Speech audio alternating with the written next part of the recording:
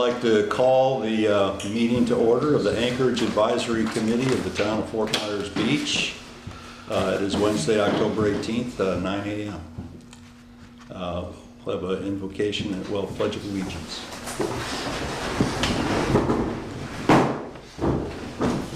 Pledge allegiance to the flag of the United States of America and to the republic for which it stands, one nation, under God, indivisible, with liberty and justice for all.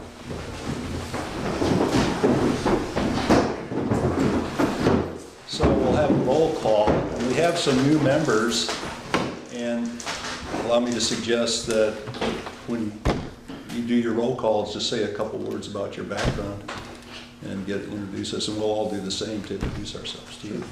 So, please. Let me go first? Yeah. I'm Jim Hockett.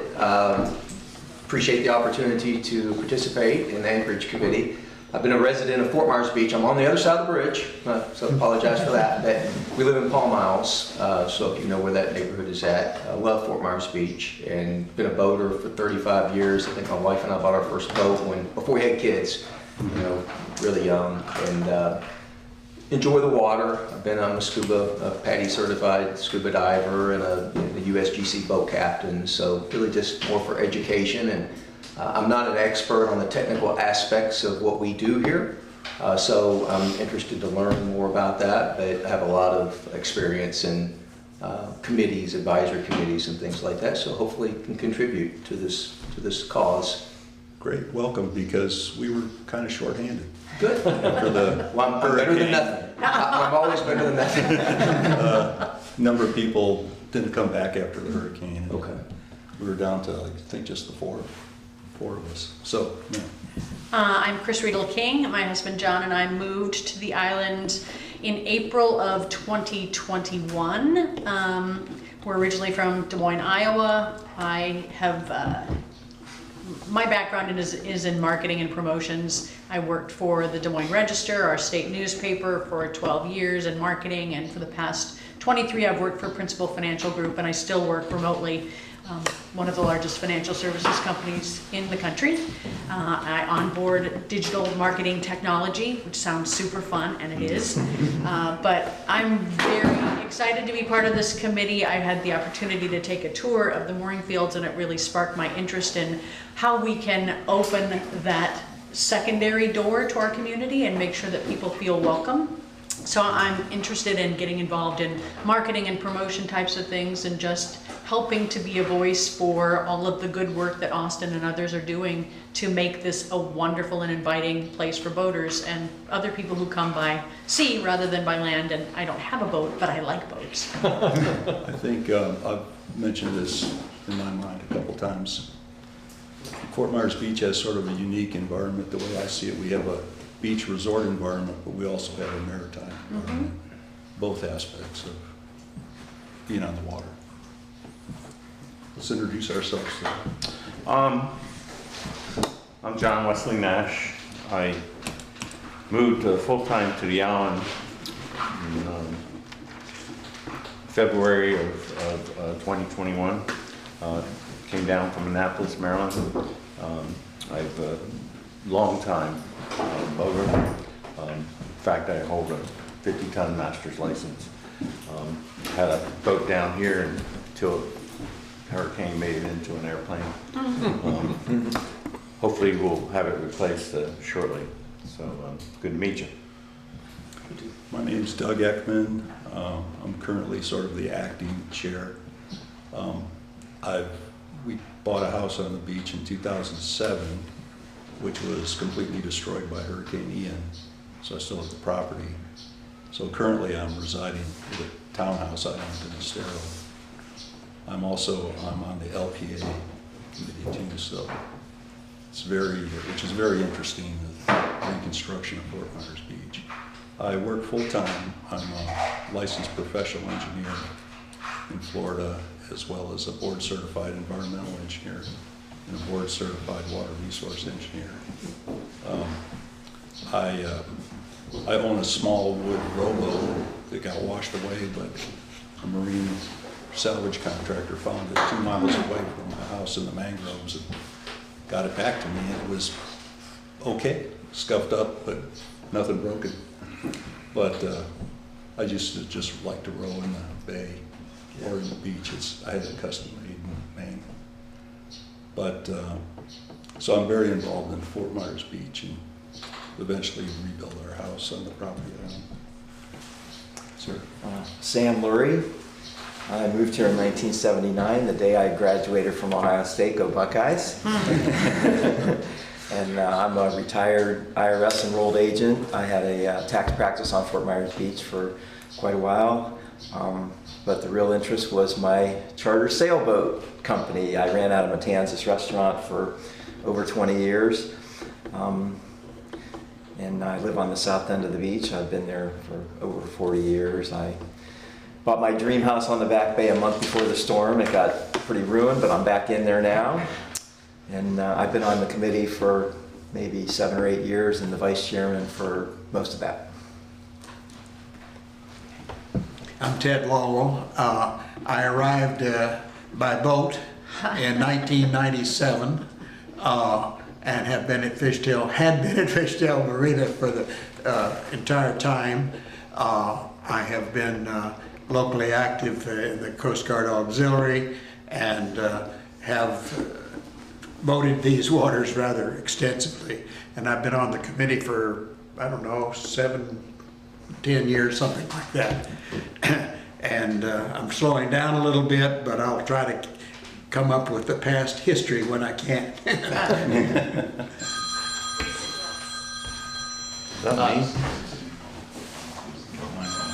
I'm very sorry, guys. I'll turn that off. That's a good idea. Sounds like a real fun. Good morning. My name's Jim Adderhold. I'm the Town Council Advisory Committee liaison. And because most folks know my background, I'm going to say on behalf of Ed Schoonover, one of our new members, Ed has a pretty good excuse in that he is in Tanzania this morning with his wife doing mission work. But Ed is active in Laguna Shores Neighborhood Association, and he has a career, a lifelong career in boat or hobby of boating, but also as a Parks and Recreation official for decades up north, and but also a boater and very interested in contributing when he gets back from Tanzania. So on behalf of Ed, and also welcome Jim and Chris to the committee, and looking forward to really moving forward. Sounds like it will be a good addition. Yeah. I think the Parks and Rec background could be really beneficial to our group. Next thing on the agenda is to approve the agenda, which is the next item on the agenda is elect a chair and vice chair. Approve previous meeting minutes, but we never received any previous meeting minutes. No, we'll get those to you. Apologize. And so, anyone want to make a motion to approve the agenda? I make a motion to approve the agenda. Is there a second? The agenda doesn't reflect our daily intention as I see it. Does that matter? I don't know. So, I'm not sure. This is, approve the agenda is kind yeah, of. with the agenda, we wanted to go through the exercise of just talking. We have a lot of new members, and I'm sure everybody's got a lot of new input. So just go 1 to 3 priorities and say, you know, what you'd like to talk about, and bring that to council. Okay, and so we have a different committee, agenda. as you know, is to advise the council, and so you got to get some feedback from what they want to hear in order to try and be as effective as possible. And there's always going to be things that y'all have new ideas, and we can bring them to them. So this is kind of step 1 in doing that. Yeah. Sam Lurie, I second the motion for discussion. I have a comment that I don't see usually on the agenda. There's been a report by Austin that's very good. Sure. Yeah, we'll do that in members' reports as y'all go. If y'all report, That'll we'll be also the do members' our reports. staff, Okay. staff input. Yeah, I want to continue to do that because So I move we follow the agenda that has been restated. do we have a second for the amended? I'll second. Thank you. All in favor? Aye. Aye. I think there's no opposition to that. So The next item on the agenda is to elect a chair and a vice chair. And, I have a question. yeah. When I please.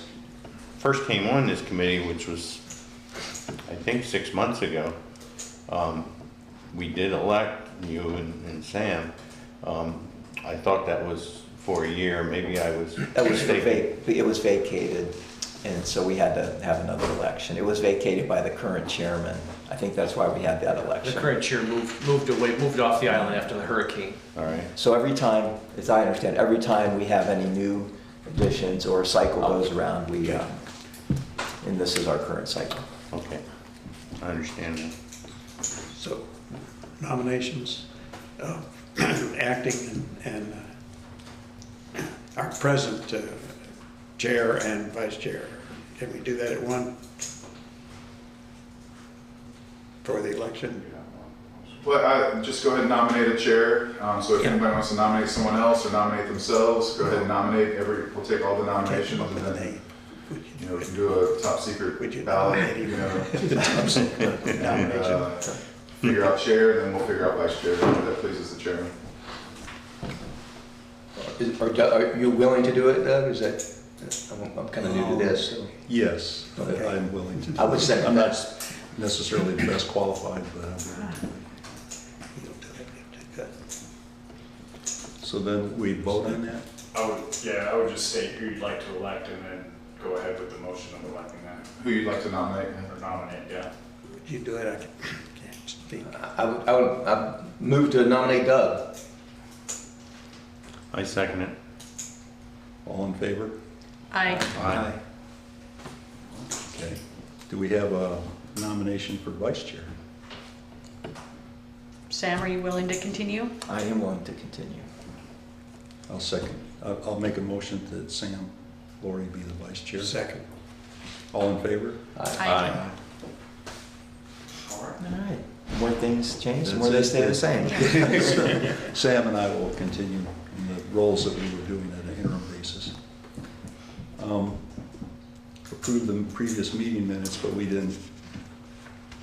I know we didn't have too much of a meeting other than the report from Austin at our last meeting. There was really just barely a quorum, just the four of us were there. Okay, we'll get you a copy of them and then we'll get them signed off. Okay. Then we'll push that to the next agenda. All right.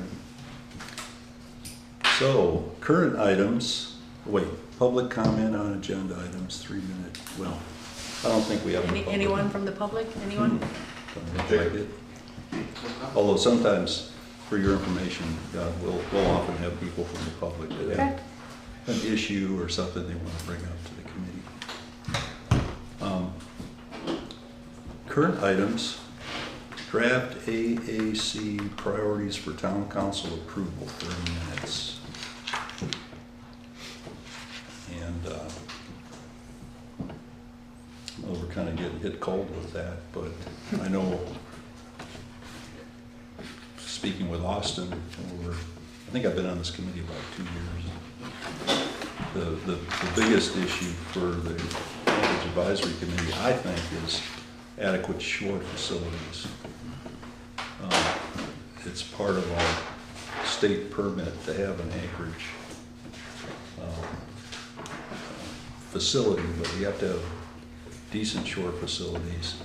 And I think an objective is to have first-class shore facilities. We have our area here, we have like state-of-the-art marine services with diversified. We have a resort environment that's accessible. I heard Austin talking about Bay Oaks and all the benefits there. But what we've never had since I've been involved is really a first-class type of shore facility.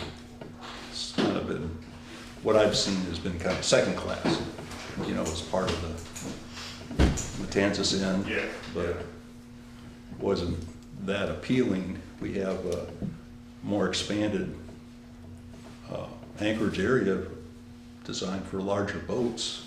And I'm thinking we want to attract a good quality. We don't, in the past, and I don't mean to put this down, but in the past, some of these anchorages have been more like low-income housing than actually the kind of marine environment I think we want. But to do that, we have to have first-class shore facilities, right, Austin? That's correct. And so anyway, that's a goal. It's hard to find the space or where you would do it, but that's, I think, a major goal. What else? Okay, Sam, for the record. Councilman Outerholz is here, so Jim, maybe you could, if you want to participate in this. In last week's meeting, was it this week? This week, week's on Monday. It's a couple days ago. That's okay. There was discussion that we did contract with Matanzas for, I just have some notes from me, Yeah. for $36,000 for 1 year to provide the minimum services, showers, restrooms, and laundry. So that will be our temporary home for now. Not sure how the dinghy dock, I'm sure Austin will give us a report on that, how the dinghy dock is going. But that's required by our harbor management plan, and we're going to get that in place so at least we can start functioning again. Yeah. I'm just going to skip ahead, that we did buy a piece of property behind Town Hall. Now it's getting complicated because I don't understand, but you can, when you do give your report, I don't understand our swap with the fire department or what we're doing, whether we're going to be able to develop tropical shores behind the current town hall or behind the former town hall building. That was the long-term plan when we purchased it. Or whether when we swap out with the fire department, they're going to keep their rescue boats back there. And but that's something that's going to come in front of town. Let me just, if I could, Sam, take that on right now. We just found out on Monday that the fire department can no longer trade the Tops property for the town hall property. We were hoping to trade, so because the Tops property is right next to Bay Oaks and there was a synergy there for the town. We're having very good negotiations. The prices of both properties were pretty close to each other. And then the fire chief learned later last week that they were having some challenges on the property. They were going to trade properties and then sell it and use that money to finance a new station. So, but they've realized that the properties they were looking at for the new station, there's some flood issues and some design issues. So they've decided they wanted to go back to the Tops property. So they're going to have the Tops property. We're going to still have the town hall property along with the 2 additional properties behind it that you referenced. And there is still a lot of discussion to be had as to whether the new town hall / municipal center / recreation center and resiliency center all in one building, whether that'll be on the Bay Oaks property or will it be on the new town or the old town hall property, because we apparently have a choice. There's enough room at Bay Oaks to begin to think about that, because we were going to build a new facility at Bay Oaks, if you remember, before the storm, and now there's talk about combining all of those projects into one, potentially at Bay Oaks, but potentially at the new town hall property. Since we just found out from the fire department that the Tops property is no longer available, I think everyone on the staff is having to reshift their whole strategic outlook and take a fresh look at it. So we don't know, I guess, to your question. I think when the Tropical Shores property was acquired, there was significant opposition from the local neighbors, and I think at that point it came before the council and lost 3-2. And so whether that'll all be revisited again, I don't know. I think we're going to hear from Austin today about potential opportunities at Bay Oaks, which is very close to the Tropical Shore property, but does not present the same canal privacy issues that the Tropical Shore property did. So a lot up in the air, Sam, but great questions. And I think after we hear Austin's presentation today, we'll have a better sense of where we want to go as a committee and how to advise the council. But the town itself is in a little bit of a fluid situation because the news from the fire department just hit this week, so we haven't had a chance to adjust accordingly. But Mr.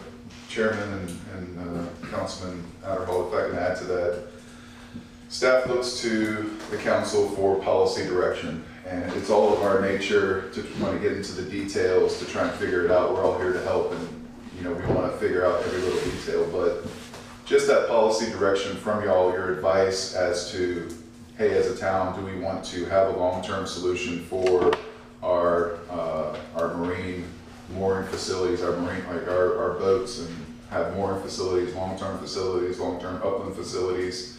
Is that something that this committee is advising council, yay or nay?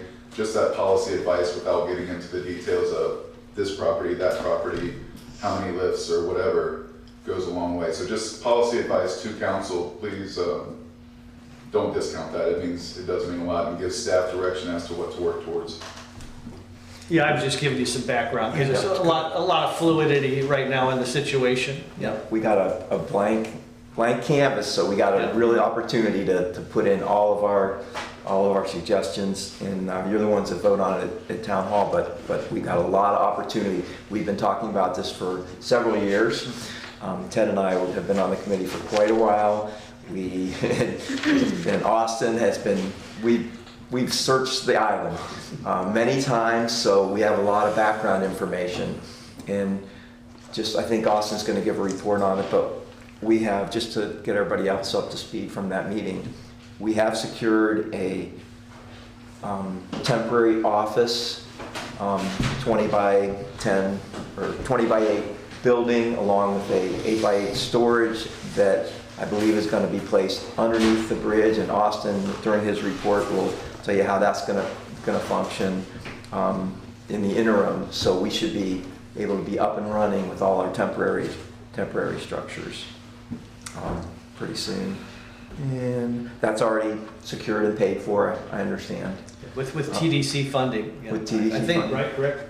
For the harbor master office? Yeah. Yeah. No, sir. So that's not I don't believe we need to revisit TDC funding for, it's kind of a tourist thing what we're offering with the mooring field. I don't believe right now it is covered under TDC funding, and we can talk with the county with regards to seeing what amenities could possibly be eligible, but that's a legal Florida statute, what TDC is allowed to and not to cover. They're very right now. strict, yeah, they're very strict about what they'll fund and what they, Chad's right. I misspoke. TDC's very selective, usually beach access related items and beach renourishment items, so anyways, but we have secured that particular trailer. We're locked in for a year for the Yep. trailer and the storage area, and Austin could give the details on that. And Sam, what is TDC funded? tourist development. The tourist, and they collect a bed tax, if you will, that all the resorts and short-term rentals contribute to, and it's county-wide, and then there's a county board. The town of Fort Myers Beach has a representative on that board. I used to be that person. Now the mayor is on the TDC, and then they'll vote they'll vote in an advisory role to give the county direction as to how to spend all those tourist development funds. Most of that goes to renourishment efforts and other beach-related items. Fort Myers Beach is the largest donor of all the communities in Lee County to the TDC, just barely. Sanibel's right behind them. So it's a significant amount of money that our resorts and short-term rentals contribute to that help fund various issues around Lee County. So the county allocates what funding Fort Myers Beach will have, and then the town council breaks it up from there. Well, really, the TDC will recommend to the county how they'd like to see that money spent, and for the most part, the county blesses that, and then that money comes back with a specific direction to the town. So the town doesn't have the town will make a request to the TDC, and that's where this granularity comes in. So once that's decided by the TDC and the county, then that just comes to the town specifically, line item for those particular issues that the town had requested. And does that happen annually, semi-annually? It's almost semi-annually, it's almost quarterly, it's sometimes monthly. It just, as things come up, they have the ability to put it on the agenda in a relatively quick timeline. That income has to have gone way down. Demonstrably, yeah. Unless there's a surplus left in there. The other thing I just wanted to add real quick was the cost of this temporary structures. I believe it's already been paid for and contracted for. It's $8,000 for the year. That gives us a temporary building under the bridge, which is right near Matanzas. Gives us a little storage area, and Austin will give us a report on the dinghy dock, whether anybody's going to be able to get to it.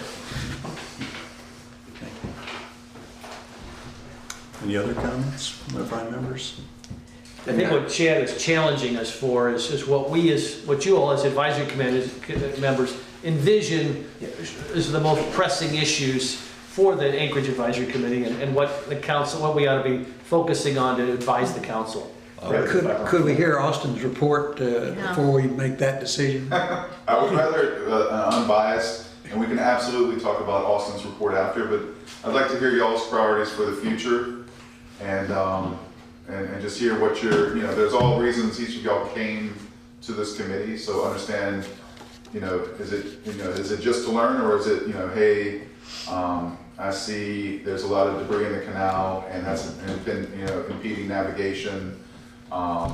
That's a priority for us, and that gives council, y'all's advice of where we think, there's only so many staff members and only so many town resources. We have to pick some priorities of what we want to go after first. So advising council to what y'all's priorities are for the mooring and anchorage facilities of the town, and that's the.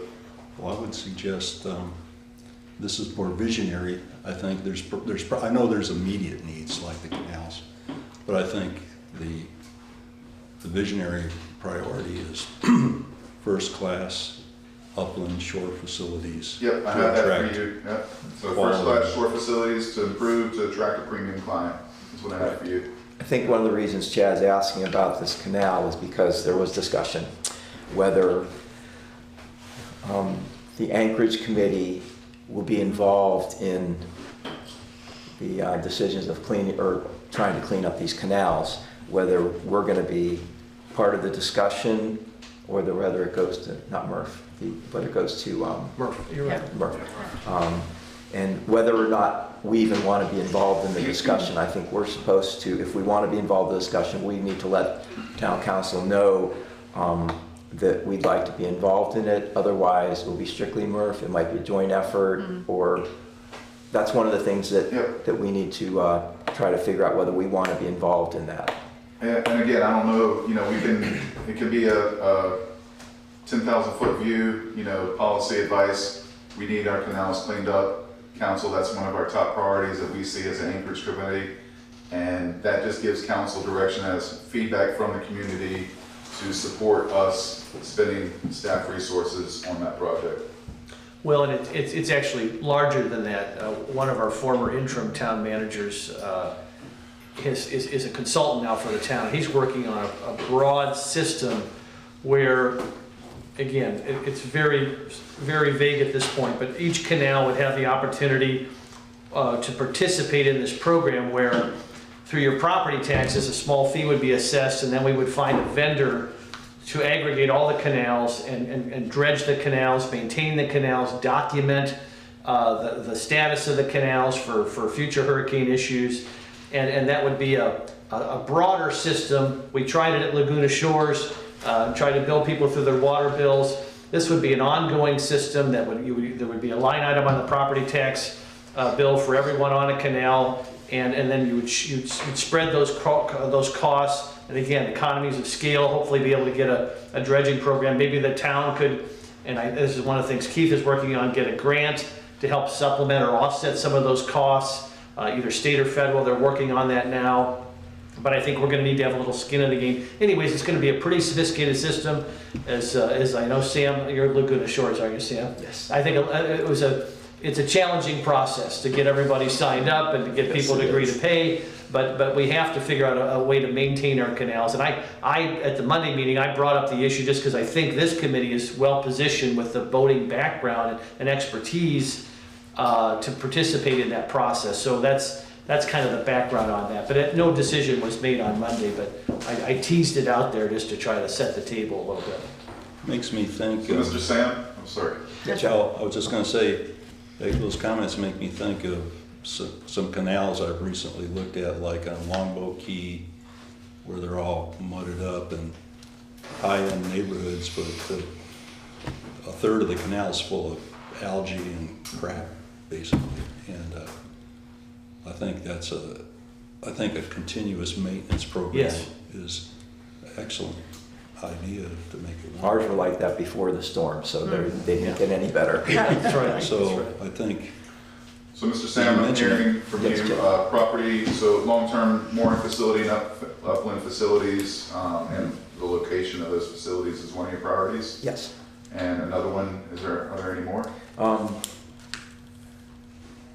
Yes. I understand, now I'm skipping ahead again, but I understand that we secured the contract with America Underwater to redo all of our mooring balls, and that most of that's reimbursed by FEMA.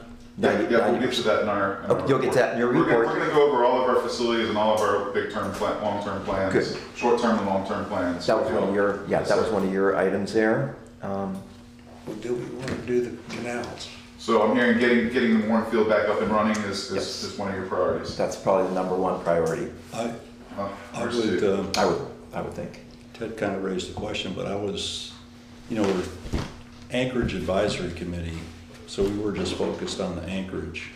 But maybe that theme could be expanded to the Marine type advisory committee where the canals and other issues related to boating, Like maritime. maritime advisory committee or something like that. Yeah, that's a great. Because I think we should, I think we should advise on the canals personally, I agree. if the Yeah. group agrees.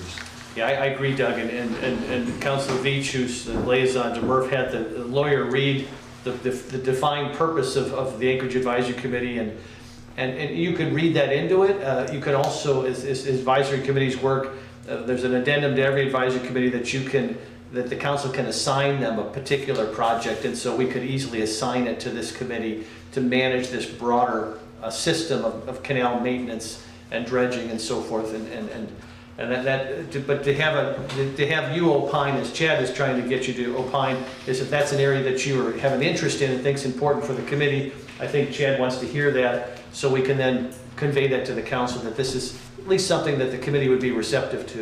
In I fact, want to go around the table, or do you agree? Yeah, I mean, I do agree with that. I think that, it's difficult, coming in brand new to be able to help prioritize things, because in order to prioritize them, I need to understand the things, right? I can't say this one's more important than this one unless I know what yeah, let me those- read this. I should have done this to start off with. I apologize. It was my intention to do so. So, the Anchorage Advisory Committee, this is coming from the ordinance 22-10, so in the year 2022. So, nothing's changed. There's no cross-outs or underlines or additions or subtractions. The Anchorage Advisory Committee shall advise the Town Council concerning all matters relevant to the management and use of the waters of the town for mooring and anchoring. The Anchorage Advisory Committee shall prepare and submit the Matanzas Harbor Management Plan and any amendments thereto for review and approval by the Town Council, and make recommendations for the establishment of managed municipal anchorages and mooring fields where warranted by objective evidence of environmental damage or user conflicts, or any other topics as assigned by Town Council. So if there are additional items, say dredging the canals or water quality or something that y'all feel that you want to prioritize as a committee, the point of this right now is to go ahead and say that and bring it to council, and then council can assign those duties to y'all, if that makes sense. Yeah, I mean, I would say that bringing, dredging and that type of access, bringing it into our scope is a good idea for the reason that you said. We do have knowledge in that area, and I think that we could utilize the knowledge for that. Again, for me to be able to make decisions, I would need to have a little bit more information and more experience here, to be honest with you, to give good advice. But I look at things tactically and strategically. So there's a lot of tactical considerations that you mentioned. The mooring balls are really important. Get the mooring field back up to me, I think, is where the Anchorage Committee. That's kind of what we do. Primary responsibility. And then I think strategically, I do like the idea of increasing the services down the road. I feel like it's a crawl, walk, run strategy. I don't know. I've never seen. Again, I don't know the financials of what we do today on the Anchorage. So is it self-funding? I suspect it's not, you know, but in It terms is. of adding, It will be, I should say. okay, well, that's all right. Yes. That's a goal, Jim. No That's one, a goal. no one ever knew whether it ever balanced Yeah. out, but hopefully going forward we Yeah, will. I Yeah. mean, I think that's an important aspect, you know, if not, how do we get funding to build new services and all those things? But if we need to use Matanzas Inn and some other resources until that point, it makes a lot of sense to me. But I think we have to have a pro forma to say, this is what we think we can build in terms of tourism and, you know, and revenue, and then what can we pay for? And if not, how can the council support, you know, the initiatives? To me, that's the mindset. But I don't have enough information. No, to and say I'd that. like to add to what you said, because that's exactly where I was coming from. I mean, I don't have enough information. I am not a boater, so this is new to me. But, you know, I do have the marketing perspective, and that's what I'm thinking about, especially as a newer resident to this community. How do we use these resources to make it an even better, more vibrant community, to continue to bring new people to our island, to use our services, to enjoy both sides, the bay side, the Gulf side. And support our economy. Exactly. So, you know, I take this project management perspective. I need to understand what is sort of the long-term vision that we have for the committee, for, you know, the island. I see this as the second front door to the island. You know, it's another way that people can come here to enjoy it. And I need to understand the upsides, the risks, the dependencies, as Jim was talking about. How do we make it self-sustaining, self-funding, and even how do we make it a revenue generator? How does this become another engine to support the community? And certainly there's an order of operations. So what absolutely has to happen first? What's the most time sensitive? What things do we have to get right so that the rest of the things fall into place? And then how do we promote this? Because I had never heard of Anchorage before. Now again, I'm relatively new, but I'm excited about this. So how do we do maybe some of the things that Murph does with their pop-ups? Maybe we have some pop-ups about Anchorage, or we go to places where we could engage with boaters and make sure that they know about us. And then Or even advertise yeah, in some of the boating magazines. Yeah. And then the other thing is, how do we measure our success? What sort of benchmarks are we looking at? Are there other communities who do this really well and we would like to model ourselves after them, but certainly add our own touches to it? So, you know, I want us to understand, if we do this, how do we know that it's good and that we did it right, or do we need to make some tweaks? It's a good comment. Okay, so, sorry, just to make sure I'm getting everything right, so, Mr. Jim, what was your last name again? Hockett, H, like rocket, but with an H. Gotcha, so, dredging for boater access, Moorfield up and running as a #1 priority, and improved services. Yes. And then, for Ms. Chris, we have, improved services to bring people to Fort Myers Beach, how to make Moorfield as a revenue generator. If I can just speak to that, so our agreement with our submerged land lease with FDEP, it's kind of a zero-sum game, so it's not necessarily that we're going to generate revenue for the town, but we don't necessarily want to be losing revenue either. So how do we get to that self-sustaining? It's more, rather than revenue generating, it's semantics, but you understand what I'm saying? But I think you do generate revenue if you bring people Absolutely. here. So the mooring fields themselves may not generate revenue, but by bringing a certain number of people here, we should be able to have some sort of benchmark as to the economic impact Right. on the I business. mean, if you build a new building and add services, you're gonna have more money coming in to pay Absolutely, for so we services. cover our costs, and as we Right. do make more money, we're adding a marketing budget, we're Yeah. adding improved facilities for water taxis, we're, you know, all kinds of different boater access and Anchorage, Yep. and as you're saying, opening up the back door for Fort Myers Beach. And then also have, so improved services to FMB, revenue generator, reporting to measure success, and marketing the mooring field. Yeah. Fair? Yep. A lot of things that I had in mind, they've been mentioned, and I think they're all good things. I like to add some more particulars. I like to see the channel dredged to probably a minimum of 6 foot below minimum tide to allow larger vessels to have clear access from San Carlos Pass all the way up to the mooring fields. A lot of the intercoastal waterway vessels will approach from the south, being able to make that pass with some confidence, what I think would help us promote the mooring field.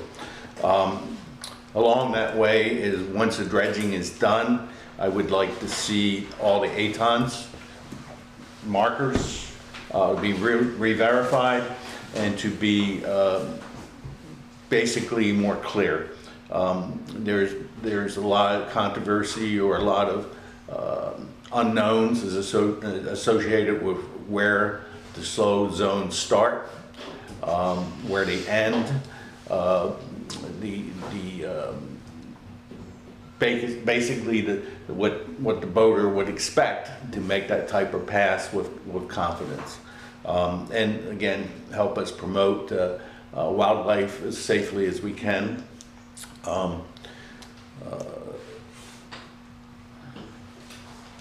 The promotion of the anchorage is one thing that I greatly agree upon, but I think it should be targeted significantly outside our area.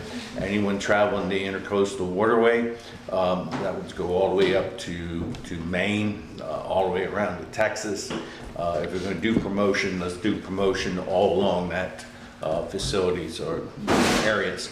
I know coming from Annapolis, doing winter travels along the intercoastal waterway, you're constantly looking at where you can have good stops. And Fort Myers Beach, I really haven't seen it promoted, but it needs to be promoted beyond just Florida. The people doing the Great Loop is a market that we should specifically target.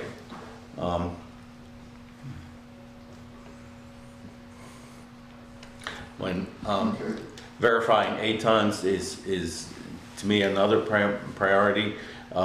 Once we have that channel properly dredged, then the markers along it need to be specifically verified. Today, they've really become out of date and not where they should be, because the channel has sort of washed in or washed out in different ways. Okay, so Mr. John, so I have look at dredging. This is the main channel, the kind of the resume normal operations for a bit, and then it goes into a slow zone. From the north entrance to the island to the south entrance to the island. Gotcha. So it's from Matanzas Pass to San Carlos Pass. Right. So we also have review the marker inventory and assess it, and we can certainly talk to some of our partners, some of our other governmental partners that maintain those, and then also look at the ones that we maintain. Certainly the Coast Guard and the Army Corps of Engineering, that is the agencies that are responsible for those. But there are, in this specific situation, there are some that come under local control. So it needs to be a cooperation. Absolutely. We need to promote where we want to promote. Then also have marketing outside of Florida, and you know, with that Great Loop as an example. More long-range marketing, knowing that there is a significant market coming down seasonal along the intercoastal waterway. That when we look at coming past Naples and going north, there really isn't a lot of prime anchorage along that path until you go significantly farther north. So this is a prime stop for larger vessels, more trawlers, sailboats, slower vessels, to basically plan their stoppage, their anchorage, their ports along that path. And that should help, as you mentioned, bring a significant amount of additional revenue. And if we do that well, it kind of self-generates, because that's a very, certainly coming down from the north, that's a very important scenario where if you get successful, Word of mouth. you get word of mouth, really does help generate that, because it's an important goal. That's what I have for right now. So I want to just comment that our two new members, what I've seen, and these gentlemen have been on the board, on the committee longer, but I don't think there's any problem having sustainable revenue for anything we're talking about. But like it was mentioned, the town can't make money on this lease. However, all of this traffic is going to go to restaurants, diverse, boating services, marinas. So the comment about increasing the economics for the town is correct, I would say.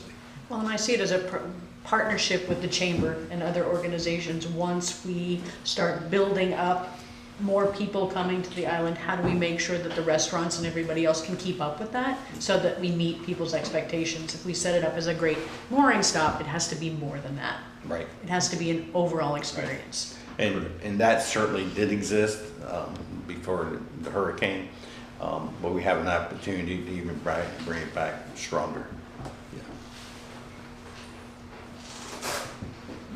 My turn? Well, I have to say, Chris is about the best addition we've ever had to this committee. Very good comments. You may be a little bit late, but I just want to say, Ted and I were there. We sat, I think Austin did, we sat through an 8-hour workshop that you could have done in 20 minutes. And we've only known you for a half hour. And this is going to be a great addition. We did a lot of modifying. We joined DACWA, which is a reservation service. So we don't have to deal with that anymore, but we get to instruct them and set up our account with them.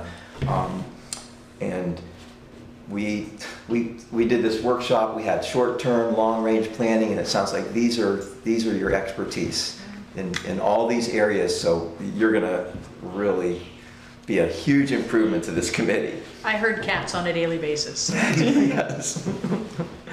You're gonna be great at that. Back to Chad with the priorities. Our mandate is to comply with the submerged land lease and the harbor management plan. So that's the backbone of the entire committee, and everything else, surrounds that. But that's the main. Just wanted to point that out. That's the main focus, is that we comply with the harbor management plan, submerged lease, so that we can keep everything intact. That's the backbone of the whole Anchorage Committee. And, that's it. More questions for Austin and Chad when we get to their reports. We have in the past focused on the mooring field. Periodically, the canals have come up, and it was my feeling that we did not have enough expertise on the committee to tackle that area. It looks like we have now a lot more expertise, and I think that there are many things that fit together with that task as well as the anchorage, and I would feel that it would not be unreasonable for us to take on that task as well. In doing so, we might want to recruit some other individuals for specific areas after working it out together to see if we could get more strength on the committee.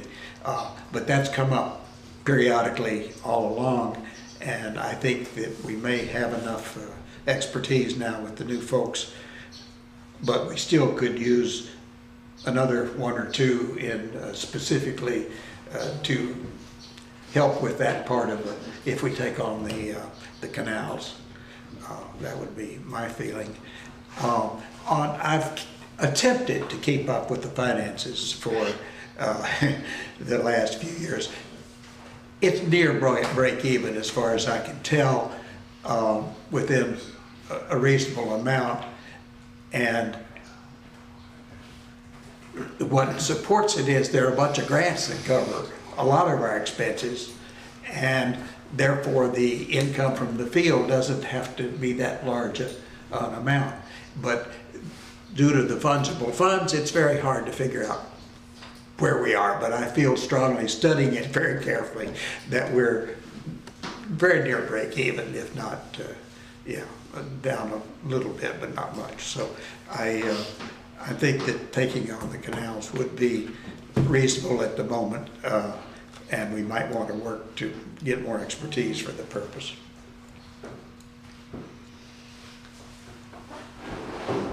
If I could just comment on that real quick, Ted. We don't have to come up with the plan for the canals. We have a consultant, Keith Wilkins, who was our interim town manager for 6 months, great person, tremendous talent.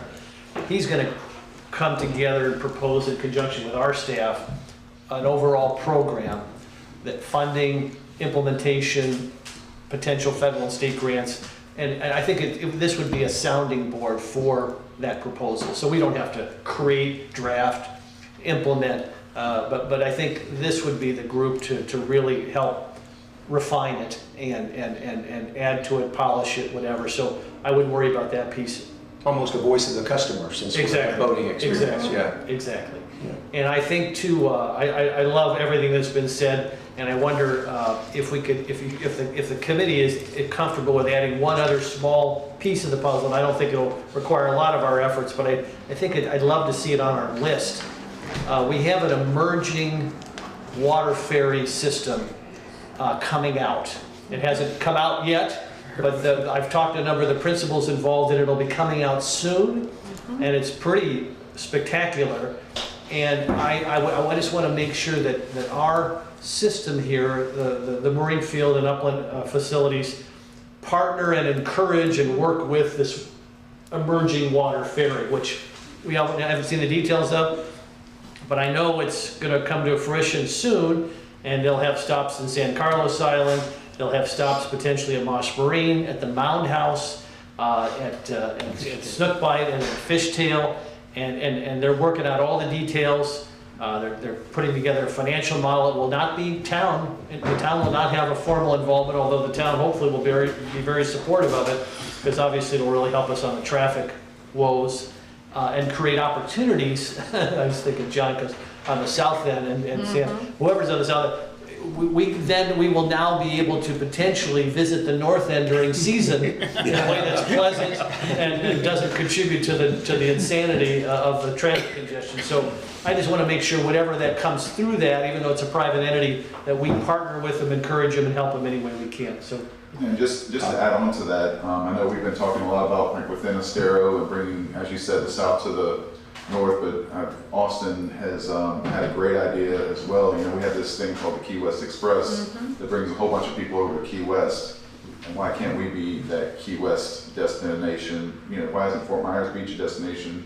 Caloosahatchee is a really long river. I'm sure a lot of people want to come up there. And just having a facility where businesses can bring people to us, not necessarily by car. There's all kind of long-term opportunities there. Anything we can do to mitigate the traffic congestion woes through the waterways should be on the table. So I think we should be wide open to that. Well, I think Lady should take that on too. While we're on the subject, I did listen to the meeting, and there's a little bit of comment that it's the wild, wild west, because anything that's not zoned single-family residential can have these water taxis coming up. Was there any discussion on that? Well, that's a sidebar issue, Sam, but an important one, because we've heard a lot from the residents of commercial traffic in a residential canal, and there's a lot of pushback on that. And the lawyer was consulted during the meeting, and the lawyer said that there's nothing the town can do to prohibit that.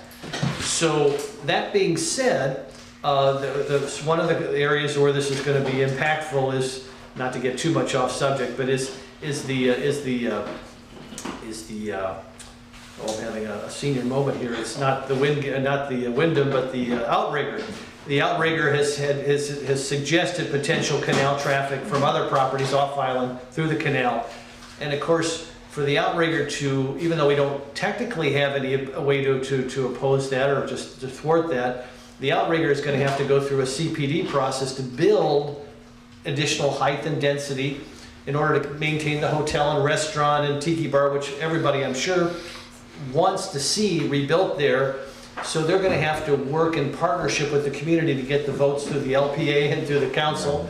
And my sense would be they could easily run a shuttle to the Fishtail Marina, commercial marina, and shuttle their people to the outrigger instead of going down those residential canals. They won't want to do that. They own Charlie Brown, so they're going to want to come in. Like, that's a perfect example. Yeah, they want to, but their bigger project is the outrigger. And in order to get That's what support, I mean, but in order to get support for the outrigger, they're going to have to be in concert with the community. And one of the concessions they may have to make is, no, we're not going to run it down that canal. We're going to go to a commercial marina and then shuttle them over to the outrigger, which is just a stone's throw away. And that's exactly what the concern that's come up, Yep. is that they'll run through Charlie, but they'll run through all, big boat to bring to the outrigger and park it behind Charlie Brown's And there. I've talked to the owner of the London Bay, who's the developer, and I've encouraged them to look at stopping at a commercial marina like Fishtail, and then it's only 2 minutes Run from shuttle. so that's, I think you're right, that's what they wanted to do, but Yeah, in that's order the to get concern. some of the other things they want, they may have to negotiate with the neighborhood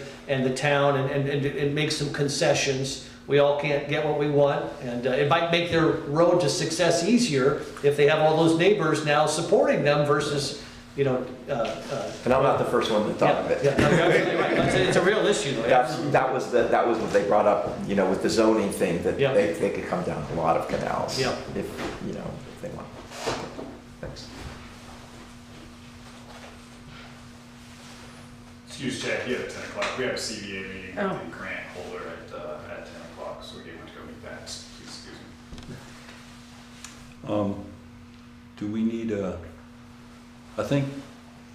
I feel like we would want to support that water taxi concept and advise on it. What everybody else does. I don't think we need a motion for that. I think we just need to Just let add it to the list. know Yeah, that that's part of our subject Yeah. matter that we'd like to be included on anything nautical. Excellent. Yeah, I mean, really, That's what I'm that's getting at. kind of what it means. Very good. Change the name of the committee to the Nautical. Nautical Advisory Committee. Nautical but nice.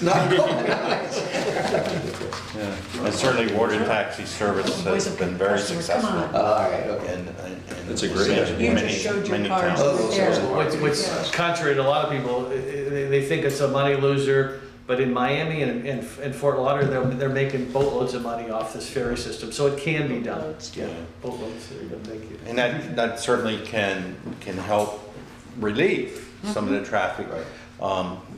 People going over to San Carlos Island, which you're developing some excellent maritime facilities. They can go back and forth without having to take cars. And even potential workers could park there, then come over here, yeah. And it's fun.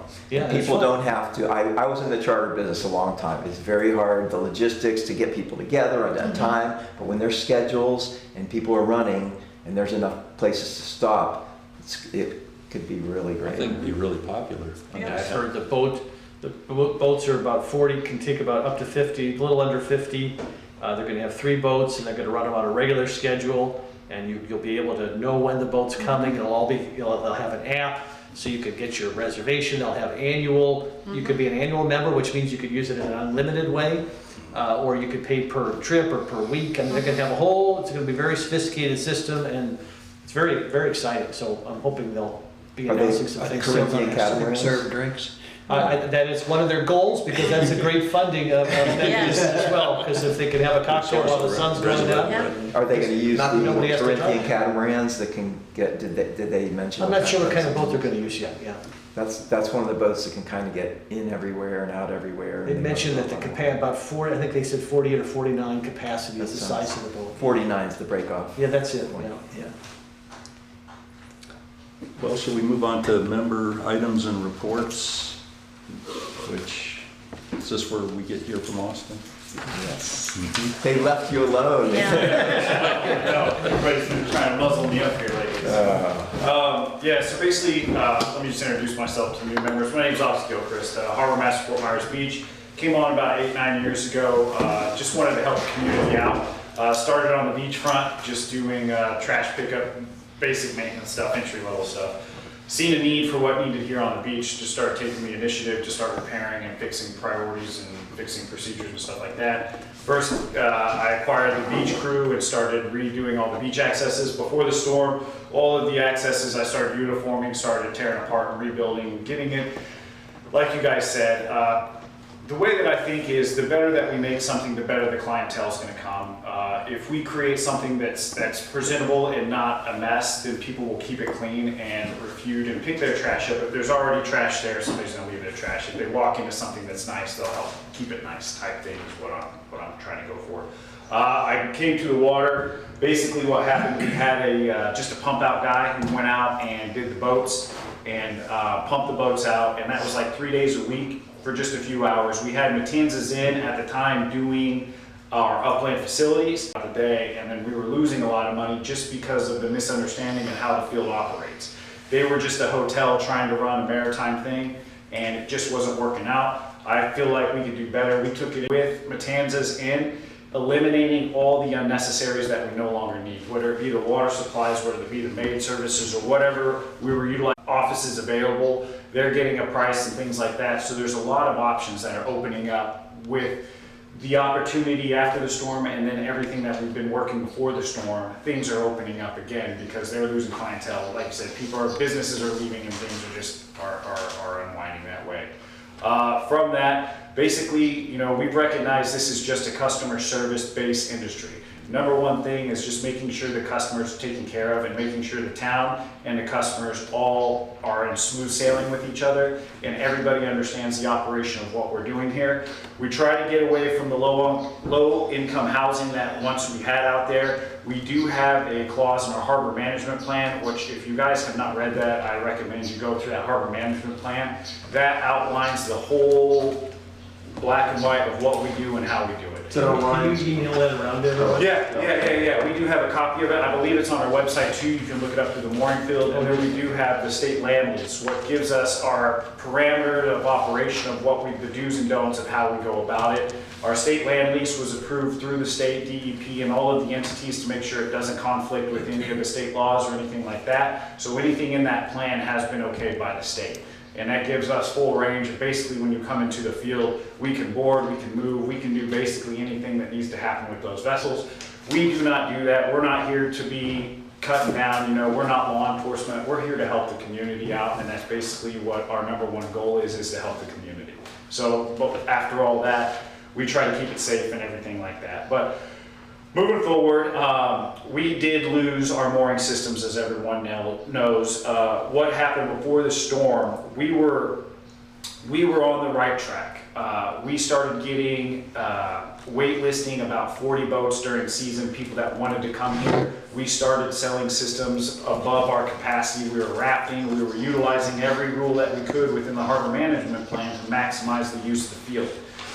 With that, we started building a reputation for us and started becoming the premier mooring facilities in this area. And not only that, we had other mooring fields calling us, asking us how to do it. So that was a good indicator that we were on the right track in what we were doing. We also were on the ratings and stuff like that. We achieved the Fleet of the Year for 2021 through the DACWA system and stuff like that. So we were on the right path in achieving, the higher standards of moorings. We were the pinnacle of what people were doing. We no longer became the pass-through, we became a destination, and people were starting to stay more. Our biggest complaint that we started receiving is that we were too cheap, okay? So that's why we were getting so many people that were coming for a week or whatever, but then they'd end up staying a month because they've seen how cheap it was. We did up the rates and tried to accommodate that, and basically the thinking behind our rating is We want to make it affordable, but not sustainable, where people can live out here and take advantage of residency through the waterways. So with that, we're trying to move forward with initiating better lease agreements and things like that to better facilitate what we're trying to accomplish. We're also working with law enforcement and their experiences to see the best way to write our leases. If there are any mishaps or something like that, how we can better get enforcement to the field to enforce the things that we're trying to do. So that kind of where we're at now. Since that, we opened the field up to safe harborage during state declared emergencies, all right? So basically, we do not encourage people to come to the field. We try to get them to say, you gotta move out of the way, but at the end of the day, if they need to move their boats there, these moorings seem to be the safest in the area. The docks present their own hazards by just being pushed around within a confined area. With our mooring systems, it's just a free swing. Our moorings are set up with a swing radius on them, so each one is maxed out with those radiuses, and we correlate that with the size of the boats and the characteristics of the boats as well. Our staff can recognize, cruisers, sailboats, V-hulls, catamarans, and stuff like that. Each one of those boats have different characteristics of how it performs in the water, whether it responds better to the wind or whether it responds better to the current.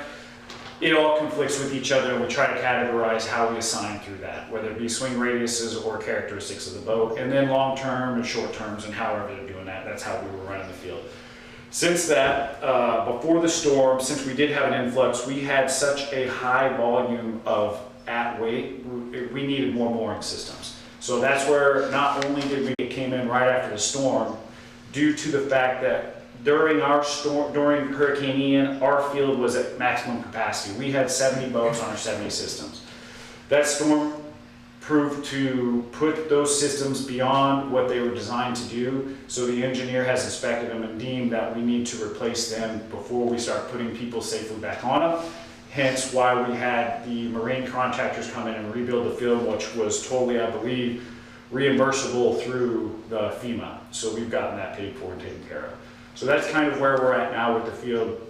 That contract's been signed. We're operating the 19 systems on the front side of the field. Let me back up a little bit. The 13 systems on the front side of the field, due to the fact there was a conflict in permitting with Coast Guard and U.S. Army Corps of Engineers, all right? Basically, they didn't communicate with okaying the permit. As soon as we established that field, the Coast Guard wasn't happy with how close we were to the channel. So we had to shut down those 6 systems until they can reconfigure the channel so we can get our systems back open. So basically, that's where we're at today. Our upland facilities and all that, we do not have. We've been running the field on a wet storage basis only, which eliminates any of the amenities that the people might need, since there's nobody supposed to be living on those boats as of right now. Starting November 1st, as soon as we do have a lease signed with Matanzas, we'll be able to go ahead and start accommodating liveaboards again at short term only. We do not want people staying out here for months and things like that. We kind of want the transients of going, of coming and going, and keeping the flow going in the field. Not only that, I just don't want to hinder our reputation on trying to invite people down here when we're not ready yet. I don't want it to overload our docks or what we do have available and bringing more problems down to the area and having to deal with those while we're still trying to clean up and still trying to deal with that trash, waste, and all that. And even with the anchored boats that we have out back here, is starting to present a problem with all of the influx of what they're bringing in and how they're trying to live out back of the island here. But we don't really have the support to do that right now. We do have a dock, a dinghy dock, temporary one back there behind Town Hall at the tops. I believe the address is 36 Gulf Beach Road if you want to Google it, or if you guys want to go take a look at it. There's a small area back there that we're kind of pushing people who need to get out to their vessels and things like that to that dock there. People are utilizing where the dock once was under the bridge. We deemed it unsafe. We put signs up, said this is closed, do not do that. So we're trying to deter anybody from using that to open ourselves up for any legal issues or anything like that. So basically that's where we're at right now in the field. We do have the 13 operable. For a maximum of that in a 30-day, we can sell those systems at $208 basically sells per month. Okay, we can, if we were to do day-to-day sales on 13 of them, we can do 108 days of sell. As of last month, we did, 390 days of occupancy days on those 13 systems, if that makes sense. If we were to sell a day-to-day lease to those, it would be 390 days of those 13 systems. Right now, as of last month, we did 108 days. That's 28% of occupancy of that we're selling. This month, we're starting to see an influx through the loopers, through cruising people and people getting back out of the water, coming through the area. We're getting an influx of calls and requests. This weekend, we had all 13 full due to sailing clubs and stuff coming through the area. So we're starting to get an influx of boaters coming through the area. We're advising them of the situation, making the best recommendations as we can, and letting them know that we can't have them in this area or staying on the mooring system for extended times. Everybody seems to be understandable of what we're going through and working the best they can with us and doing what they need to do to get through the area. With that, we're doing about 22 to 25 pump outs a month. Last month we accumulated 702 gallons of waste that we disposed of, and we're still using temporary services to dispose of the waste. We previously had an agreement set up with Diversified where we would empty the boat out of their peristillic pump that they had dockside, but since the storm, all the peristillics have been pretty much wiped out in the area. We've been having a septic company come down and meet us street side. We've been hooking up to the septic trunk and emptying out that way, which seems to work. It's $375 every time we service it, but through the CDA grant, they're reimbursing us for that waste, so it's no cost to the town of any of our pump outs or anything like that. Just to give you a little history on our pump outs, we do have a grant through the Clean Vessel Act that pretty much takes care of, I believe it's 75-25 match, but pretty much the whole operations of anything to deal with pump outs or the waste of the vessels is covered through that grant, so there's no cost to the town. All the repairs to the boats, the boat itself, and all of that is through that grant, so there's no cost to the town with that. 90% of the pump outs that we're doing now, like I said, are from the marinas. We charge, since we are with that CVA, the max that we can charge is $5. So we just charge out a $5 pump out fee. That encourages people to pump out so it doesn't really break the bank. But then again, you know, we're only pumping out maybe 5 boats out of 30 boat marinas, you know, so all that other waste is being unaccounted for. So 5% of it's coming from anchored vessels. All of these vessels you see out back, every Monday we go out and we pump boats out. We do a request right now. If you call us, we'll come out, but we still go through these boats here and knock, and if there's any visual of any movement on them, we'll make contact with those people, let them know we're in the area. Would you like to pump out? No, I'm good. Yeah, you know, either way, we do pump them out, and we do offer that service to them. The facilities, like I said before, we did just sign up a contract for the facilities where we streamlined it and got only the services that we needed out of it. We have an agreement with them now for the bathrooms, laundry, and the shower facilities. The office facilities, like you guys are aware, we did go ahead with pool bins and sign a contract for a year for a bin to be installed down there, so the boaters have access to staff and we can be more in touch with what's going on in the field. With that contract, since we don't have a dinghy dock right now, they've agreed to allow us for a short amount of time right now to utilize their facilities to direct people to utilize for dinghy dockage, if that makes sense. They have a dock on the side there in a canal that we're going to start utilizing to bring boaters in and out. But keep in mind, we have maybe, you know, six boats that we're going to be, you know, coming in and out, maybe 3 or 4 dinghies at that time.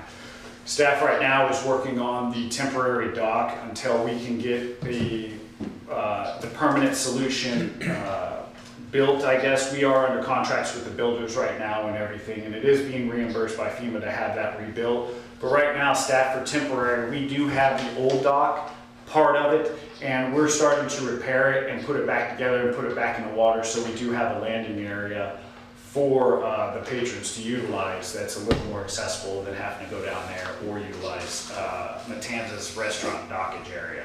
Try to minimize that impact to them as well. You're well aware of the mooring systems themselves. We've gotten them paid for. We had a dredging project that took place a couple of weeks ago out front. They ended up doing some damage to our new mooring field, which they tore out ball 3 and one of our special purpose buoys, which we did build in for it. We've got reimbursement, so now we're working with coastal engineering to bring divers in, locate them, and get all that rebuilt, just to let you guys know where we are rebuilding that ball 3 down there. The pump out boat and all of that, we've, like I said, we've been operating it throughout the best we can with the situation that we have. We've been getting some damage to it due to debris. We've had to put a new prop on it. Some of the aluminum parts are starting to be deteriorated, so we've been having to replace them on the go. But like I said, all that was covered through the CVA grants, and all of the grants cover that, basically. Staff has also been going through and assessing all of our landside assets. I don't know if you guys are aware, we do have bayside public accesses, whether it be the observation piers or ramps. We have currently 3 public ramps on the island, one at Miramar, one at Bayside, and then one right here at the Mount House. They're in disarray. We're looking into grants to have those paid for. The way the grants work is on a point system. You apply for them, and then your needs are set up in a competitive basis versus other applicants, and you're rated on what your needs are and how efficient that will be to the public, and through that determines if you get the grant and then how much grant did you get. We're trying to present our case to the powers that be of what we have, and trying to get those docks rebuilt on some kind of grant program through that. Like I said, if you guys want to take a look at those ramps, the end of Miramar and the end of Coconut are the ones that we've been utilizing the most. And then there's also, I'm sorry, there's 4. There's also one on Bayview, which the staff utilizes pretty much on a daily basis to put a smaller boat in, the skiff and things like that. They're in disarray. The one on Coconut, we put a blockage in front of. People have been trying to use it, but that usage has been causing more damage. So we shut it down, and we're trying to find out best ways to pay for that and get it rebuilt for the public to use again. Let's see. Moving on to marine debris. We went ahead and had a bid out for side scans. We've been working with coastal engineering and getting them to bring equipment down to get side scans down. So basically what's going on now is they're going to come through and identify targets of issue so that we can have teams go in and remove those through contractors as well. FEMA and all of the, our FDIM and all of the disaster relief contractors have come through and cleared out most of the big stuff and everything that they could get to. But what we're seeing now is a lot of the private areas and things are breaking off. All of that debris that was shoved up under the private docks that the contractors couldn't get to or is working its way out. With the boat traffic and the wake and stuff like that, it's really knocking a lot of stuff loose again, that we're starting to get sections of docks floating in. Staff on a weekly basis are clearing out pilings, docks. We just kind of lash into the boat, drag them over to Miramar, bring a tractor, chop them up, and dispose of them. We do that on a weekly basis, but now we're trying to get a project together to where we can just start clearing everything out. We also have beachfront. We've had staff out on the beachfront doing drone flights and in the water clearing debris as well. That's an ongoing thing. We've just purchased metal detector devices so we can start identifying objects that we can't visually see from the top and then getting more debris out that way as well. Let's see here. We're also been working with the aquatic preserve. Stereo Aquatic Preserve has given us a call. They want to start cleaning up the littler islands around here, the bird islands, the no human contract islands. We're starting to get a project working together with them so we can get the bird rookeries cleaned up and get the sensitive areas cleaned that the contractors weren't able to go in and clear out just because of the sensitivity of it. We are aware of the beach lagoons up front. We've been doing flights in the critical wildlife area and the lagoons beachfront to identify debris and issues out there. With that, we're going to have contractors come in and remove that debris, so that's an ongoing thing as well on the beachfront. We're working with FEMA as well for for the canal debris. They've been real interested in what we're doing here, so they've sent a representative down that we've been working with to show them exactly what we've got on our hands, and they're trying to work with us as well as getting us some relief of getting the canals cleaned up. Like I mentioned before, the Sheriff's Department just discovered 2 sunken vessels, one outside of Moss Marine. There's a 30-foot boat there, and then one about 200 feet on the backside of the bridge in the channel. There's a huge screened-in house. It's right off the dock of the dam. I think it's like a 40-foot sailboat in the channel there, about 13, 14 foot down. So they are still starting to find more vessels, but with the large area side scan coming in, we'll be able to identify larger areas of debris as well. We do have a couple boats that are still sunk in the mooring field that the LCSO, the Lee County Sheriff's Department, is conducting derelict vessel investigations on, to hopefully have the owners of those boats come and get those out of our mooring field so we can continue the rebuild of that.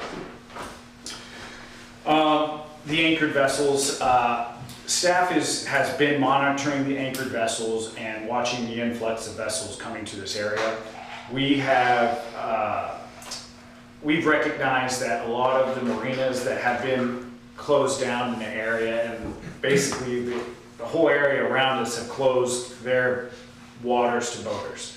All those boaters, or most of those boaters, are coming to our waters. So we're starting to see that influx of anchored vessels coming out, and we're trying to get a relationship built with the Sheriff's Department to start monitoring it and to get more regulation, and I wouldn't say regulation, more enforcement done out there on the waters.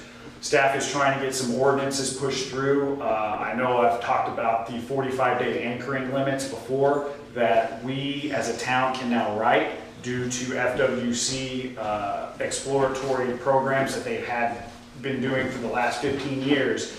They went ahead and opened it up so now municipalities can write ordinances to limit boaters to 45-day anchoring within their jurisdiction.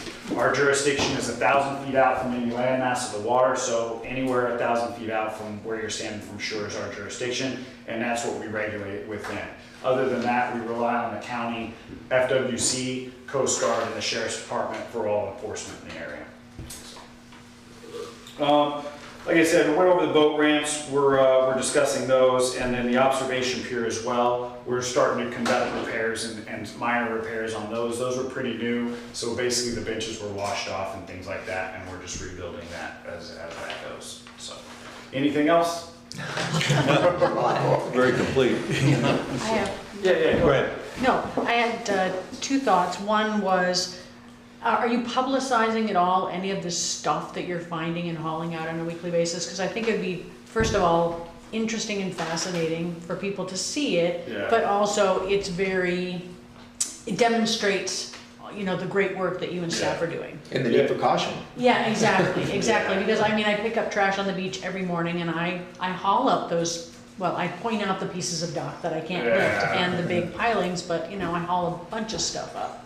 Yeah, so we're not too big on promoting ourselves. Basically, everything that we do, we turn it up the chain. We have a public information officer that pretty much puts out everything Yeah. that the town feels like they want to put out. So with that, we do turn in every information that we have, whether it be our drone flights, reports, pictures, everything that we feel like we want the public to know, we'll turn it over to Jenny. Yeah, and then they you know, they work what they work. So Okay. us as the marine operations, we don't really do any outreach towards that. Okay. The best thing that we do is, or the thing that we do is direct DACWA and pretty much work with Jen on how to present ourselves through DACWA.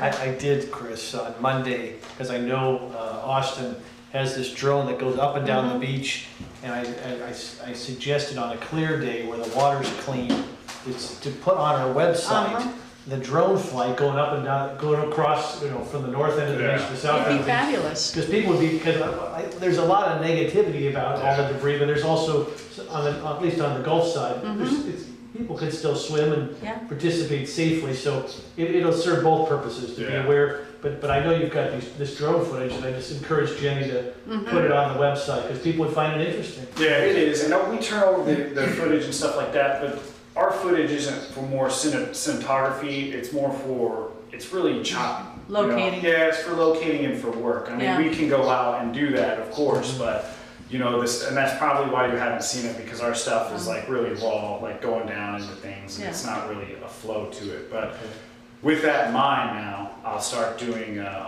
longer videos. And you know? even going, I think, I can tell you the public is craving information. Yeah. And so even going over the canals and giving people a sense of what the Yeah. state of the canals is with your drone, Yeah. and then posting it on the website, to Chris's point, it shows that you're out there working and Yeah. doing stuff, and plus people find it fascinating. Yeah, we have tons and tons. Like we've flown every canal on the island. We've flown at least 3 or 4 times. We do it in increments and things like that, weather permitting or whatever it may be. But we do have a lot of footage and stuff like that. And if anybody would like to see them, you just let me know. We can send it your way. Or if you have a house or something out back at your house, let me know. I'll send you a file. It's no big deal. And do you have any other target dates that, you know, sort of milestone dates we should be aware of? So November 1st, you're opening some limited facilities. What else is coming up? Yeah, we hate to put a date on anything, but for right Target. now, that's about all that we have. We are setting up meetings with the Sheriff's Department for next week. We need to go over all the legalities, the do's and don'ts of what each entity can and can't do, so we know better who to call for situations and stuff like that. As of right now, everything is pretty much on a week-to-week basis, and we try to just set ourselves up for week goals right now and trying to achieve that. The number one priority is dinghy dockage. It was facilities at first, but now we've got to figure out how to get people to the facilities. We do have Matanzas and relieving us for a short amount of time, but hopefully we can have something in the water by the end of next month. How about the installation of the new 70 balls? Yeah, so like I said, I think that contract just got signed last week. So now it's going to be mobilization and acquiring the supplies to go ahead and do it. Did they have to do helix or just everything above it? Yeah, I believe the helical anchors are going to be replaced. So as well. everything, Yeah. When we went down and did our inspections, the helical, there was no consistency in it.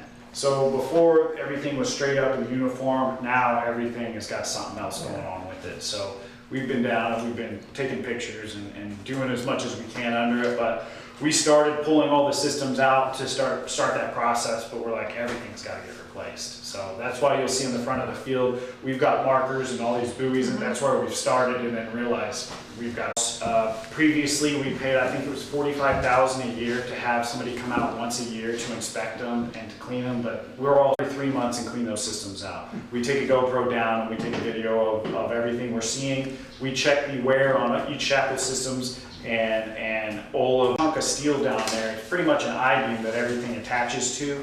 And we put zinc sacrifices on them. So every few months we've got to switch those out. Staff just switched them out a month ago, so we go and inspect those for percentage wears and stuff like that. So it's just one more test that we do, but we are doing it in-house to save money. We've been put together to form this Marine Operations Division, so there's a total of 4 of us now.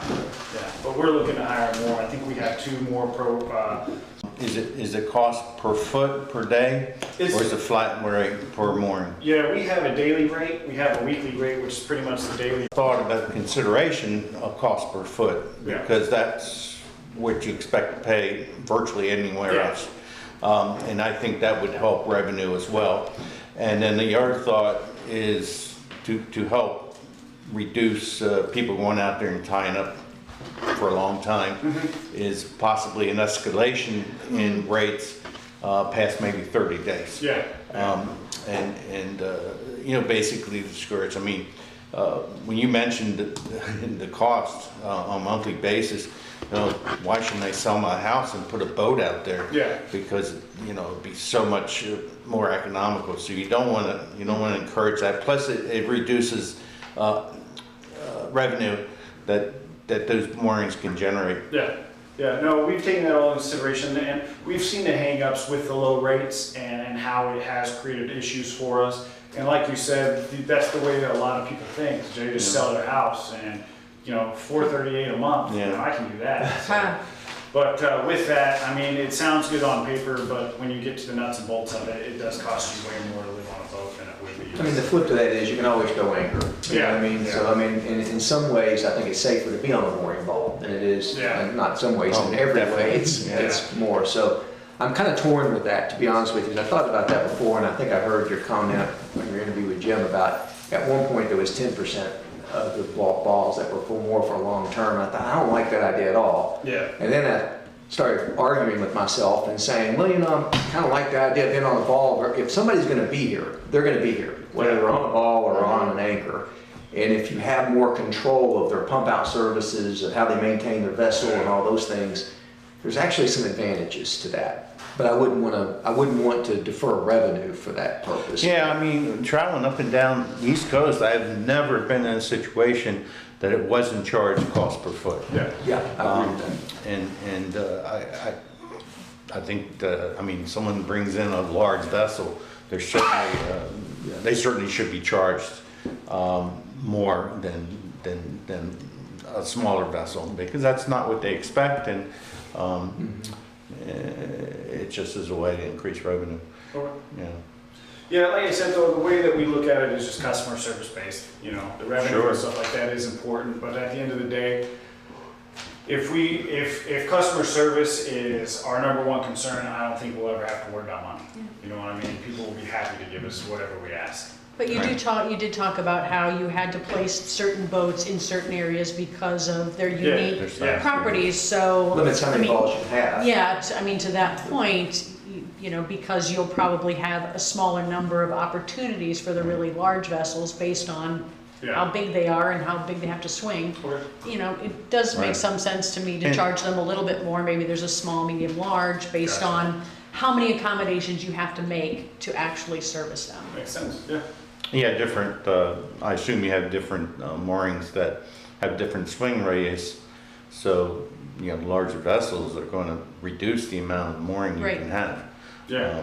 So again, the cost, the service is a whole thing. Service is a flat rate, Yeah. but just the expectation of paying cost per foot on a daily basis is, I think that's really helping to generate revenue to do additional projects that you want to. I'll do some research on that, and I'm not too sure why mooring fields don't charge a by foot rate, but every mooring field that we've worked with, whether it be Key West, Sarasota, whatever, it's always been a flat rate, so I think we're just following the cue with that. I'll look into it and get you an answer of why mooring fields do flat rates versus by the foot. Might even have something to do with how much access you have. I mean, if you have tons of area, maybe it doesn't matter, but if you don't, then maybe it does. But one last question I'm curious about, and that probably doesn't, I'm sure, but I think 5 balls gave way during the storm. Is there no legal obligation or, exposure to the town if a ball gives way and then there's damage of the boat? I mean, I'm assuming there's... Yeah, so there's an appendix in the harbor management plan, which is the lease. The lease will dictate all of the clauses due to legalities and, I guess... We had no issue after the storm? Yeah, so basically when you sign it, we waive all responsibilities. This is on an at-will service, you're doing this at your own risk type thing. So unless we're negligent about something, we don't take care of the systems or anything like that, then we have a contract sets up that relieves us of all of that responsibility, basically. Good? Are we booking through Dockware right now? We still are booking through Dockway, and please guys set yourself up a profile if you don't have a boat. Set yourself up a profile so you get kind of familiar with that program that we are using. We're looking into other programs. There's always something bigger and better out there, so we're always exploring other programs. So keep that in mind. If you do come across something, we would like to hear about it. And we're looking for program developers to take a look at what we're doing and see if they can develop a program just for us. You know what I mean? So we're looking at a bunch of options. With technology changing every day, we're trying to stay on the forefront of that and trying to stay not so far advanced, so kind of the generation that's used to that way, and then try to work with the generation that works with this way. So I wonder if you might be able to send out a link to the 2 major documents, or those of us who got washed away. as soon as I get this out, I'll get you the harbor management plan, I'll get you that submerged land lease. And the new members go to Dockwood, DOCKWA.com, and you can just click on ours. You can click on everybody else's and see how they book those. Are those exclusive deals, or can you go on to other services while maintaining the accounts on the one seat? I'm sorry? Is Dockwell, did he obligate you to an exclusive deal, or can you can you be a part, well, exclusive Can you use customers, other? exclusive accounts, as opposed to being able to use multiple services? So, are you asking if Doc will get you to other marinas? No, it's not, well. Doc was real time, so Right, I'm familiar with the service, but there also are other services. So and could we be part of multiple Oh, services? part of okay. multiple Oh, services. yeah, yeah, Sorry, different, explain yeah, itself. yeah, for Was sure. there exclusive you had to sign or obligate to be I part don't of? believe our of it? contract holds us to that. It's just the simplest one that we found, and that's what it was during the time of COVID too, that we kind of got into it and tried to get away from the contact way that we did it. So there's multiple services out there. It's just like any Right. everybody out there. We can use as many resources as we can get, but there's a cost to it. So this was the cheapest Right. way for us to do what we were doing. Yeah, but again, Yes. you know, depending on where somebody has a home port, Yeah. they're used to a different system. For sure. And when they travel, you don't even want to learn another system. Yeah, there's like Molo, there's a bunch of them out Right. there, and we could sign up for multiple ones, but it just comes with a cost, you know, and if we get that big, then yeah, I would love to be on every single one and have our own little kiosk in the office that you could just do it too, you know, Right. so, you know, yes. Don't forget to extend your always kind offer to take people out and give them a tour. Oh, Yeah, if you guys wanna go see what Yeah, we're you talking should about, do that. please come out. Yeah, man. absolutely. I did it. Always I did encourage it. John, contact yeah. you. Yeah, just I like, did. you It was know, great. there's sunshine laws and all that we've gotta abide by, but, I mean, we took, Yeah, John and I went out, John, yeah, so we'll go out, show you the whole operations, where we're at today, and then everything that I'm referring to, we can give you a visual on, for sure. Plus the video online that Yeah. you and Austin did is also an excellent video. That really takes you through Yeah. the process. To Austin's credit, I did maybe 20 of those key questions videos after the storm, and Austin's ratings were more than double anybody else. He's a rock star. There's a lot to say, Yeah, but other than that, yeah, I encourage you guys to be involved as much as possible. I'll answer any questions that you have. I'll try to show you the best that I can to what I know. And I mean, we have, like you guys say, this is a great opportunity, especially with every problem that we had doing White Queen, we get to start again and get to move forward in a fresh light. So, and I know a lot of the boaters are expecting us to come back in a big way, so we're getting a lot of calls. So, yep. So I appreciate you guys joining, man. We really did, like, this was starting to go away, but this is great having new members. So thank you guys, everybody, for being and doing this. Thank you. This is Thank great. you. Thank you. You're doing a great job for us. I appreciate it. Thank you, Ted. Well, that was good. Okay, so I don't think there's any more comments. I do have one question. Sure. Is it every third Wednesday at the same time? Every third Wednesday? Okay. Correct. I travel, so I'm like Chris and some of the others, I work, so, And we've been meeting at the Mount House here. okay. That could change That might quickly. change. Yeah. Well, so the- check the top of yours. Yeah, the town's getting ready to put the new trailers in, and then the advisory committees will most likely start meeting at the town property. Okay. Whether it'll be for the next one, we just don't know yet. I mean, maybe at that point, there'd be a way to dial in if you're traveling, or if you're not here or Absolutely. something, Yeah. that might be Yeah. kind of Yeah, you nice. can, Because I will have some issues with the December and January meeting Yeah. because of travel. We can arrange to participate. Yeah, that'd be great. Yeah, I mean, we talked past about why aren't we putting these meetings on Zoom? Yeah. So it doesn't matter where you're at, you have the opportunity to participate. And then that reduces your having a quorum. And I think too, it'll be a lot easier once we have a permanent facility at the town where we can have all that set up. Mount House is kind of, Right. Oh, yeah. Yeah, you're no, right. If that's coming Yeah. by default, that's a wonderful thing. that's the hope, yeah. Sooner rather than later. I like the personal aspect, because, you know, you do get more Oh, out Right. of that. absolutely. But- Yeah. but yeah, I Like you agree. said, there's times when you can't do it. That's right. And it's much better to be involved from that level than Yeah. have to miss the meeting. Right. So third Wednesday would be the 15th of Yep, November. November 15th, 9 a.m. Jim, did they do anything on the budget with our line item this year, or is that all kind of up in the air? When you say our line item, what do you mean by that? For the Anchorage, they usually had You mean like discretionary funds? didn't they have some kind of, budgeted amount for us? Like $1,400, which was sort of insignificant. For marketing or? I don't think any of the committees had any discretionary funds because we were in a fiscal sort of nightmare, if you will. Good. But I do think if the committee has needs, the town will find the funding necessary for any special projects that we want to take I on. was just gonna say, normally we do it for Cruisers Appreciation Day, but we will not be having Cruisers Appreciation Day this year. I think so. Set agenda for next meeting.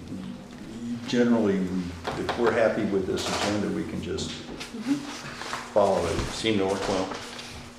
This agenda today. Yeah. It seemed to work well. If everybody's okay with it. I think too, Mr. Chairman, if we could, and Austin didn't get a chance to get into it today, but I think at some point I'd like to hear Austin and Chad and maybe even Frank, our operations director, talk a little bit about the possibilities and the opportunities for Bay Oaks as a facility, because I think I've gotten a thumbnail sketch of it. I think the committee would find it extremely interesting to see what the opportunities are at Bay Oaks. And they're much more promising than I ever expected, so. And we'll solve the parking problem too. Yes, absolutely. Yeah, 'cause there's no place to park in the parking lots. We explored that last time, and there was a deal breaker that was cutting the mangroves for dockage or something. I can't remember what the deal breaker was. There was a land, because the submerged land was owned by. Oh, that neighbor. Yeah, Well, I think the town was gonna buy them out, I think. yeah, so I don't know, if that's not my word to say, but yeah, there's some negotiations going on. Yeah, that, unfortunately, now that the Tops property is gonna switch back to the fire department, I think the fire department may buy that neighbor out in order to have the rights to that canal as Yeah. well, so. Yeah, they were. But I don't think that's insurmountable though. Austin, could we task you with having a separate agenda item on Bay Oaks? Yeah. As Put it suggested. on there. It'd be good to have some exhibits or something, or maps, so we Yeah, can I agree. understand what we're talking about. Wasn't there But, some concern about width for the berth of vessels to be able to maneuver in it? That's only canal? dinghy. That's only dinghy entry for Bay Oaks would be, Okay. be dinghy Sure, entry. yeah. Excellent. There wouldn't be any vessels other than. And I think it's far enough out where it won't bother the residents on that Oh, canal yeah, too. Yeah. one side is just all vegetation, so, I mean, it's, Yeah. it'd probably be the best option for any canal used for heavy traffic. And it would be mid-canal, not all the way to the Tops, right? And I think that's what I remember, yeah. I think the preliminary thing was mid-canal, not all the way to Tops. Does the distance away from the mooring field really make a big Just difference? depends, yeah, well, it depends on where you're at in the field. We have 3 separate sections of field. We've got the one before the bridge, and then that back one separates into 2. There's a pass through in the middle. So how I was working it in the past is people coming in for cruisers or transients, we put them in the front of the field up there so you could have easier access, because those seem to be more movement coming on and off to get supplies, go see and stuff like that. Long terms, we would get kind of towards the back middle to where they kind of just stayed on their boats all day and went in every few days. Then you have like the wet storage boats, what we put in the way back, and they would utilize that back dock every few months or whenever they went out to their boat to do their check or whatever they did. So we would strategically do it to where, however the characteristics of that boat was utilized in the field, we try to accommodate them the best that we could with where the dinghy was. I guess people can always move. Right? They can always move too over. Oh, yeah, we did a lot of reassignments Yeah. and stuff, and some people were always happy, and then we always had 1 or 2 Yeah, that- I've seen boats kind of going closer to the bridge. you know, Yeah, so they would always speak, well, I want to do, well, now I want this, or something would always happen where they needed to get closer, so.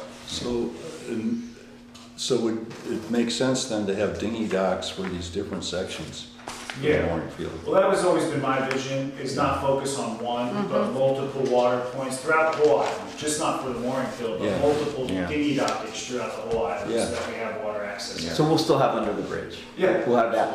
The main thing is getting to Publix. And Yeah.